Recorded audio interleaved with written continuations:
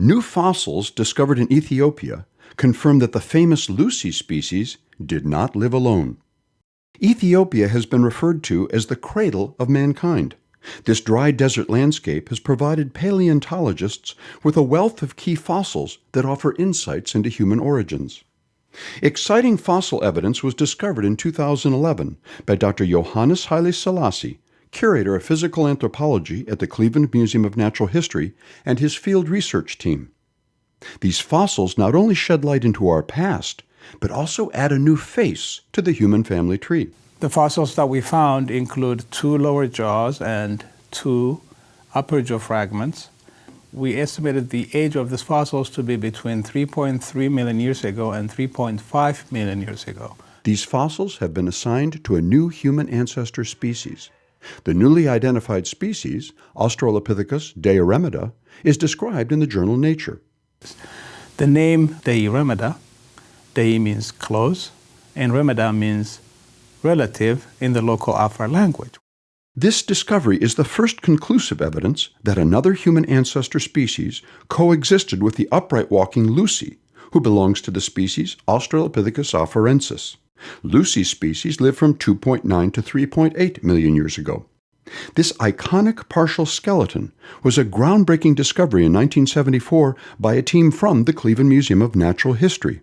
At that time, it demonstrated that bipedality, or upright walking on 2 legs, came much earlier in our evolution than previously known. Scientists have long debated that there was only one pre-human species at any time between 3 and 4 million years ago. The naming of new species from Kenya and Chad challenged this idea. However, some researchers were still skeptical. In 2012, we found a partial foot from Burtele, which is also in the Woranzo-Mille study area, which clearly showed that the Burtele foot had a locomotor adaptation, which is different from that of Lucy species, Australopithecus afarensis. Well, this new species is significant for 3 reasons. One, it confirms that there was actually a diversity in early hominins in the Middle Pliocene, during the Middle Pliocene, particularly between 3.3 and 3.5 million years ago.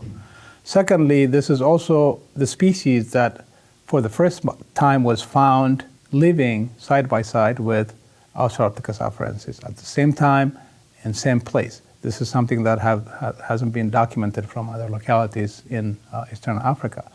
And the third significance of the species is that we see some morphological features of this new species that were only seen in later hominins like the Paranthropus or even the genus Homo.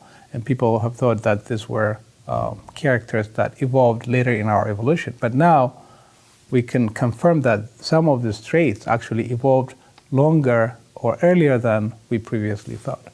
Dr. Haile Selassie's recent research on the new species, Australopithecus deiremida, originated from Ethiopia's Woranso-Mille area as well.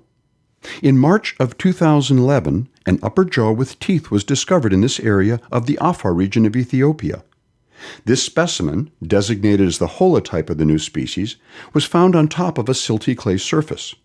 That same day, 2 halves of one individual's lower jaw were recovered on the surface about 2 meters apart from each other. The next day, another half jaw was recovered from a nearby locality. What distinguishes these fossils from Lucy species is the size and shape of the jaw bones and teeth.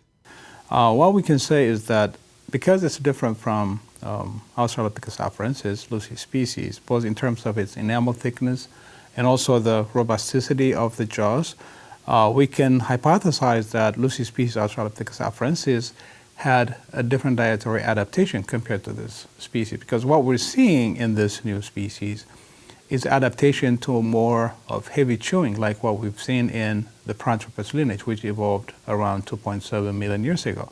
This important discovery offers conclusive evidence that Lucy species was not the only potential human ancestor species that lived in the Afar region of Ethiopia. Multiple species coexisted during this time period. Members of the Woranso-Mille Paleontological Project conduct field and laboratory work in Ethiopia each year to further our understanding of human origins and evolution.